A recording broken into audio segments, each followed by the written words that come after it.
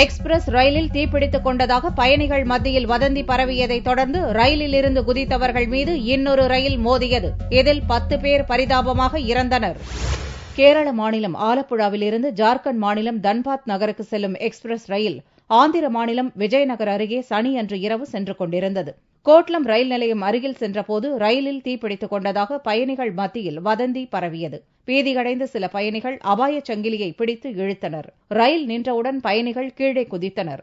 அப்போது எதிர் திசையில் வேகமாக வந்து கொண்டிருந்த ராயகடா விஜயவாடா பயணிகள் ரயில் எக்ஸ்பிரஸ் ரயிலிலிருந்து குதித்த பயணிகள் மீது பயங்கரமாக மோதியது. இதில் 2 குழந்தைகள், 4 பெண்கள் உள்ளிட்ட 10 பேர் சம்பவ இடத்திலேயே இறந்தனர். மேலும் பலர் பலத்த காயமடைந்தனர். ரயில்வே போலீசார் விரைந்து வந்து காயமுற்ற 10க்கும் மேற்பட்டோரை மருத்துவமனையில் சேர்த்தனர். வதந்தியை நம்பி 10 பயணிகள் உயிரிழந்த சம்பவத்தால் அதிர்ச்சியடைந்த ரயில்வே அமைச்சர் மல்லிகார்ஜுன கார்கே, ஆந்திர முதல்வர் கிரண்குமார் ரெட்டி ஆகியோர் உயிரிழந்தவர்களின் குடும்பத்தினருக்கு ஆழ்ந்த இரங்கலை தெரிவித்துள்ளனர்.